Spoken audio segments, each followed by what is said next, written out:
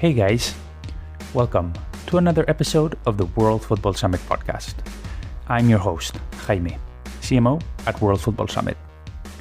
A couple of months ago, we published an article on our blog sharing 5 investment trends shaping football's future. These included multi-club ownership models, American investors, SPACs, technology, women's football, and much more. And all of these were key topics that we covered during WFS Europe.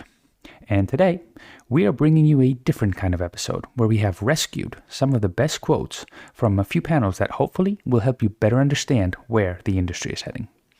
You will hear thoughts from several leaders including Alexis Ohanian, Uhrman, Maggie Murphy, Andrea Ekblad, Javier Sobrino, or Jordan Gardner. So, if you really want to understand what the experts envision for the future, make sure you stick around for the entire episode. And remember, World Football Summit Africa is right around the corner. You can't miss it. Head over to our website, africa.worldfootballsummit.com, and buy your ticket.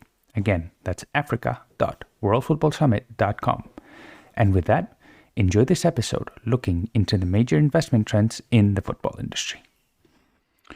We start things off with Jordan Gardner, American investor and former chairman at FC Helsingør, reflecting on why American investors are coming into European football with such a strong interest. Yeah, I think we've seen a lot of macro trends over the last couple of years. We were in Denmark since 2019, and I think, the price points to get into sports and investment in sports in North America are getting incredibly exorbitant. MLS franchises now are being valued on average at $400 to $500 million. You have other major American sports, obviously significantly higher than that. So I think you look at Europe and European football and you can say, look, we can get into certainly smaller leagues for much lower price points. You can get clubs promoted. You can create business models that actually make financial sense. And I think there's other areas. More recently, you're looking at the strength of the US dollar right now versus the pound and versus the euro, saying, look, there's a huge opportunity right now to capitalize on that by putting money into European sport. But then there's an element where these investors need to blend into the culture and actually think about more than just making money. There needs to be an element of passion towards the sport business or the team that they acquire. Look, I think I've always been pretty honest and transparent. A lot of American groups aren't sensitive to the local cultures. They kind of come in with an American sports mindset of saying, hey, I've owned or I've run a club in the NFL or the NBA or Major League Baseball. That's going to translate to European football. And I think what many people underestimate is the just intricacies of European football, everything from relegation to the player sales piece of the business to the passion piece. So, to Jose Maria's point, I think, my personal philosophy is that you should not go into European football as a foreign investor just to make money. There are better ways to put your money in the world, right? Whether it's the stock market or private equity or venture. These clubs need to be run like businesses. They need to be run efficiently. But you have to understand that something that as an investor or a CEO or a director in these clubs, you have to have a passion for it. I genuinely was passionate about our club in Denmark. I'm passionate about Danish football. I watch all the games on television at 3 o'clock in the morning, right? I wouldn't be doing that if I didn't care, right? So I think you have to find this balance, which I think a lot of American groups have a difficult time doing. There is a tricky balance between getting the right investment and running a club successfully. Javier Sobrino, partner at Azure Ventures, weighs in on the matter, although he recognizes difficulty due to the complexity of the European football ecosystem. And what's more, where does the conversation around investment leave the football fan, which is, in the end, the central element of any club's strategy? It is indeed tricky, because at the end of the day, fans are the reason why a club sustains itself. But one could argue that sometimes they do not really understand or prioritize the business side of the team that they support, and some decisions that could make sense are not approved by them, leaving the club in a compromised position. That's probably the key point in investment in Europe in football. And actually, yesterday we had a workshop here in World Football Summit and we were talking about this precisely. And the point was, that's really, really difficult because at the end of the day, regulations are completely different in different countries. Motivations of the owners are completely different as well. So from a purely investor perspective, that's absolutely difficult and something that should be done because at the end, there is no way to reconcile all those interests.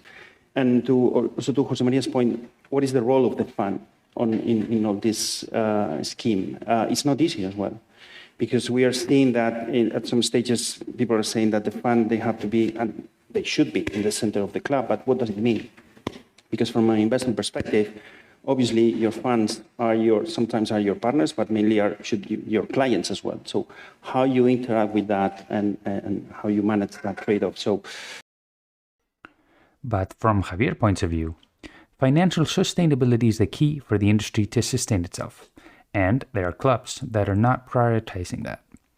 So effectively, there could be many growth plans put in place, technologies to invest, players to acquire, and so on. But the numbers need to add up. The key element in the industry right now is financial sustainability. And if you revise all the P&Ls of the key clubs in Europe, not that many are able to make money. And I'm not saying that the key goal of a club is to make money, but the key goal of a club, and this is something that we all can agree, is to be financially sustainable in order to do different things. Ones that will satisfy the members, others will satisfy the investor, others will satisfy whoever stakeholder is the key one for any of them. But if we as an industry, we are not financially sustainable, we have a big issue. And actually, right now, we are not financially sustainable. I mean, as a whole industry.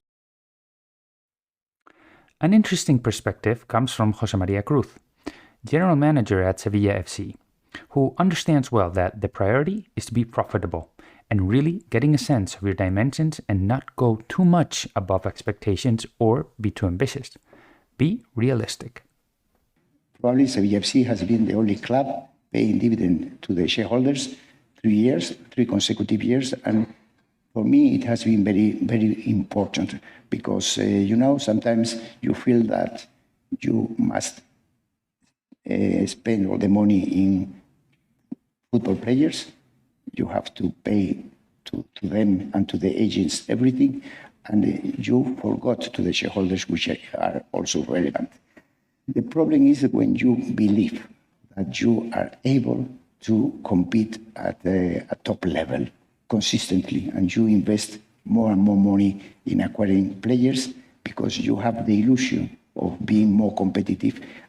You forget your size, you forget your structure, and you start spending more money than you earn. Football, especially in Spain, in the first and in the second division, is able to be not only sustainable, but also profitable if you are able to analyze your possibilities and to see which is your limit. If you believe that you can spend more money in order to pass from one level to other and to be consistently in this high level, you are probably starting to be in a mistake because you need to analyze which your possibilities are. Sometimes your maximum level is to be able to compete consistently in European competitions. Sometimes it's only to stay in the first division, not to be relegated to the second division. You must analyze which are your possibilities and trying to be consistent in a long-term period. But how do you maximize return on investment? Jordan Gardner gives his opinion, which fundamentally relies on looking for an exit, and again, understanding who you are as a club, and perhaps more importantly, who you're not. Yeah, it's a good question. I think the challenge is a lot of investment groups don't even really think about it realistically, as you said. I think exiting is really the way that you can actually make a profit in this business. It doesn't always happen that way. I think the challenge you have is, very few people in this industry are very forward thinking in terms of thinking a year, 2 years, 3 years ahead. So for instance, if I had a club in Segunda maybe, or the championship, and I did everything right and was running the club efficiently and got it promoted, well, maybe that would be a time for me to think about exiting quickly, right? Because all of a sudden my asset went from here to here. I think very few people think of that. They kind of get caught up in the emotion and the passion of we just got it promoted. And as Jose Maria said, maybe we'll go for Europe now. Maybe we'll be in the Champions League, right? So you got to sit back and take a step back and say who we are as a club. We took the club from the bottom of the second division up to the first division, whatever league that is. And this is our opportunity to turn this into a real return for our investors. Dividends for most clubs are not realistic. So I think that's the piece. But in terms of selling a club, exiting, that's something you have to do 6 to 12 months going backwards in terms of how long it takes for the new buyers to do due diligence and make sure there's a right process in place. Many leagues have, owners and directors test. So the issue is, even if you get promoted and you decide the next day you want to sell, you're unlikely to be able to sell in any short period of time. So maybe it takes you 3 to 6 months to sell the club, and all of a sudden you're in a relegation zone. So now your club isn't worth nearly what it was. So the point being, you always have to be very forward thinking in this industry, especially if you're trying to run it like a business and you don't have unlimited funds and unlimited amounts of cash to burn. But I think that's the way groups are starting to think about it. If football properties really want to adopt a business-minded approach, they will need to embrace innovation. One of the benefits of the multi-club ownership model is that it helps those groups test new technologies in specific markets or pilot programs before extending it to the entire group. Effectively, it's a way to identify new sources of revenue without compromising too much risk. You were mentioning about returns on investment. I fully agree with Jordan on kind of being smart enough in order to detect a club that is underperforming from management perspective and obviously from sports perspective, and being able to grow that club. And this means that you should create a long-term strategy. But I think there is another way to leverage the investment in football, which is using the club or the structure of clubs, if you have different clubs. But if you have a club as an ecosystem for innovation and investing in companies related to sport. And this is very well related with what we did at Barça Innovation Hub back in 2017. This is very well related to what we do at Acer, which is we run leads together with other investors, but surrounding leads and surrounding Barça Innovation Hub and other initiatives that are right now in the market, you are in a privileged position in order to detect other types of investments that are sport related or sports, entertainment, healthcare related, but they are not sport properties. So you have much more flexibility on other investments. You are in a privileged position in order to leverage those investments. And obviously, as a financial investor, look for return in those investments, create that ecosystem, create that the club acting as a lab, as a living lab in order to test technologies, in order to develop technologies, and then your flexibility there will be much higher. This train of thought was also evident in the panel where Maggie Murphy from Lewis FC participated in with Ebru Koktal from Women in Football and Elise Kosaifi from Portis, which analyzed the keys to making women's football sustainable in the long run. And the final thing for us is we're kind of a club with a personality. I think people generally know what we stand for. 5 years ago, we became the first club in the world to split revenue equally between the men's side and the women's side. But because we don't have this heavy brand, you must do this, these are your KPIs, this is how you must look.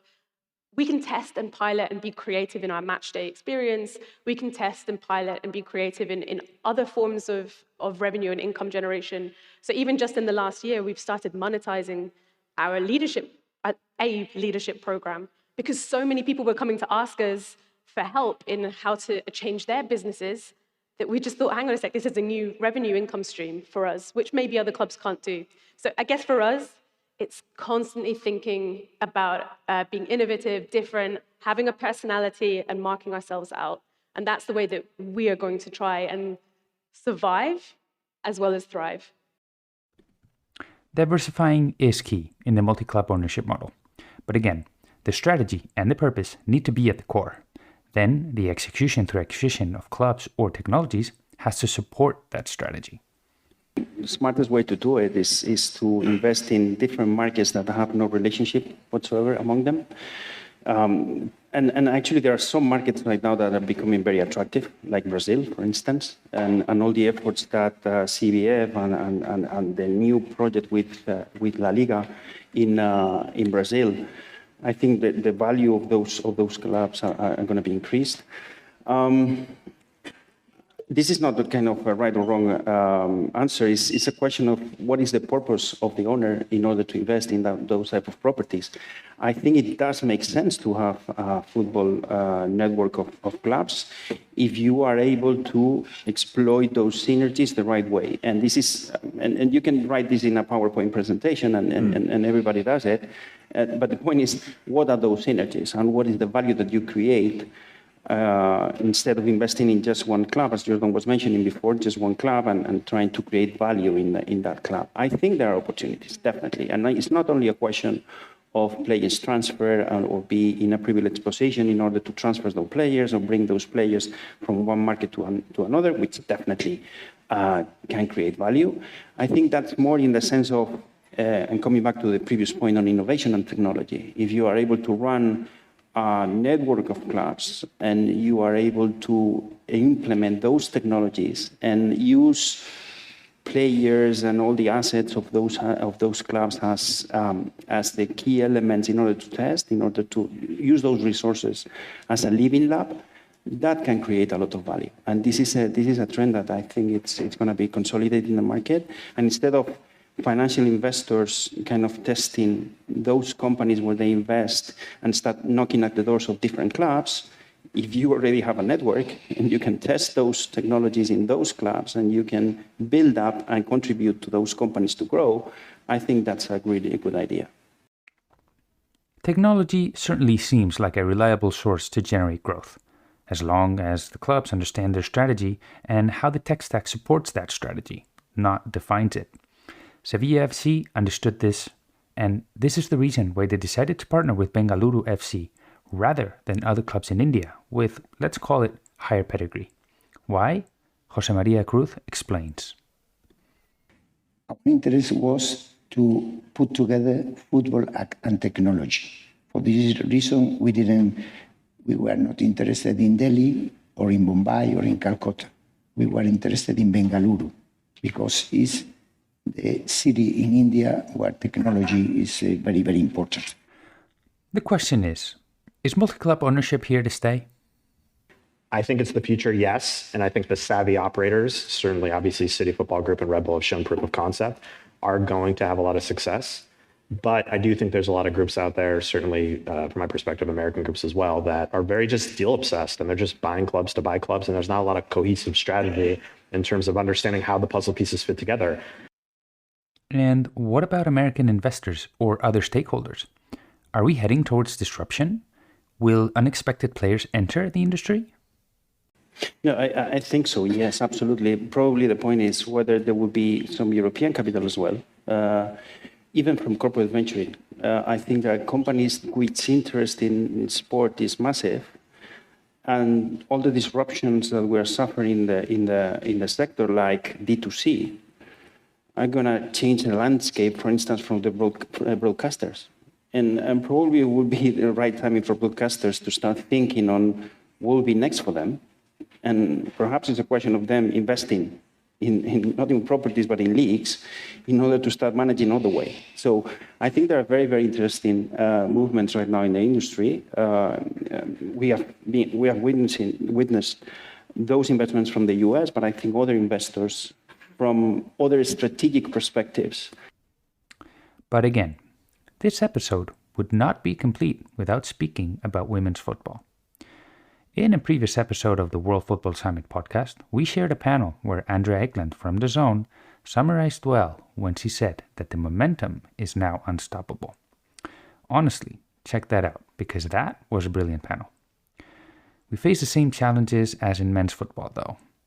Financial performance really needs to be at the core of what women's football teams look to accomplish, especially now that investment is starting to come in significant amounts. Ebru Koksal from Women in Football is also of this opinion. For me, I think what will make the system grow in a healthy way is a fair distribution of resources. And what I mean by that is, I think still globally only 2% of the value and money that football generates is going into women's football. And that 2% obviously is not enough to achieve that sustainability status or financial health status. So the part that would break that vicious cycle is the investment part first. So either by commercial partners, which we've seen significantly happening during the Euros, for Champions League, for some of the top leagues, and that is allowing for more visibility for the game more than anything. And once the game is more visible, women's game, then more people realize that it's actually a quite attractive product and they start following it. So you start building the audiences, whether they are on TV, online, or coming to your stadium. So seeing more people on the stands will bring in more sponsors, more broadcasters, because they don't want to see an empty stadium, right? So that then brings obviously more investment into the game, whether it's by owners or private equity investors, or once again, commercial investors. And that spirals you up to better professionalism, better infrastructure, and also increases participation in the game, because there are still so many people who want to play, but they don't have access. So in that, making sure that, first of all, when a girl is interested, she's able to go and get a first taste, start continuing to play, and then find the right pathways within her country to be able to make her way up to the elite game. But it starts with, again, the decision maker. Who is making that decision at your league, at your club, at your federation, at your confederation, on how to use those resources? Does this mean, though, that a women's football club, or any club for that matter, needs to be focused only on profits? Not at all. This is an amazing opportunity to build clubs rooted on purpose, on empowering fans and the community, and looking to make an impact way beyond the game. Perhaps the best example of this is the trendiest, or arguably the most popular women's football team in the United States, Angel City FC. We welcome Julie Uhrman to the WFS Europe stage, and the following quote really illustrates the approach they had when building the team, trying to balance purpose and profit. When I asked them what was most important, Natalie said from the beginning that mission was going to be core to what we wanted to build. Honestly, I had no idea what that meant, right? You typically do mission and purpose after, right? It's an afterthought. Very few organizations that lead with mission that have a goal of being profitable, right? And so we, from the beginning, knew that we wanted to be bigger than the sport. We wanted to be bigger than the game. It was a really unique moment in time after the 2019 World Cup, where the U.S. women won again. And there was a lot going on with Time's Up and supporting women. And so we wanted to build an organization where mission and capital could coexist, where we would lead with passion and purpose to drive to profitability, where we'd never have to sacrifice purpose for profit. And you might ask, why is profit so important to you? And I've never yet talked about soccer. But profit was important to us because we were doing it so differently. We are 3 female founders. We're a majority female ownership group. We were building Angel City as if we were a startup, raising money into our success versus asking for capital calls in our failure, and knowing that the majority of sports teams don't make money. The majority of sports teams, were owned by a single family or a private equity shop. The idea was that if we were going to do differently and lead with purpose, if we didn't make money, then we weren't really changing the conversation. We weren't changing the dialogue. We were like everybody else. So there was no way to say that this is the right way to do it going forward.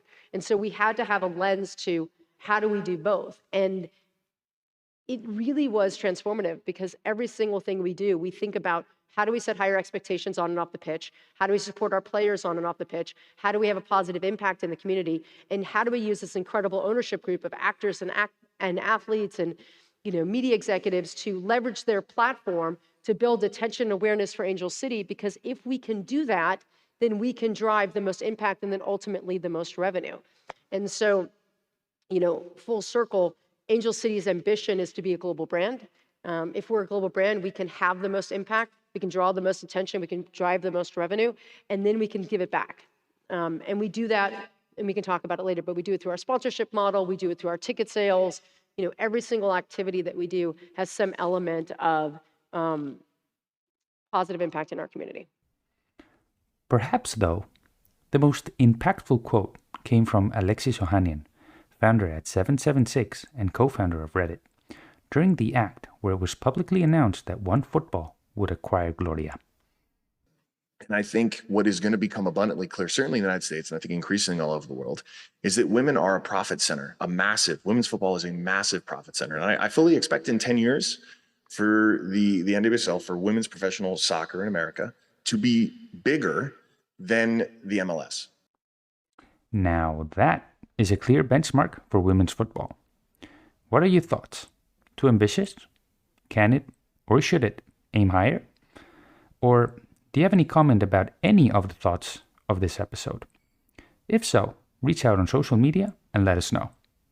Before we go, remember, you can subscribe and rate the podcast on the platform of your choice, and now you can watch all of the WFS Europe panels on our official YouTube channel.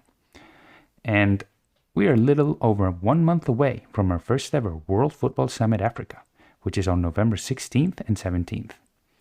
If you want to be part of the collective that will help shape the African football industry into an instrumental player in the global football scene, make sure you head over to our website and buy your ticket right now. Remember, africa.worldfootballsummit.com. That's africa.worldfootballsummit.com. We really hope to see you there. Nothing else from my side. Thank you for tuning into this episode of the World Football Summit podcast. I hope you like this new format. Have a great rest of your day, and we hope to see you next time.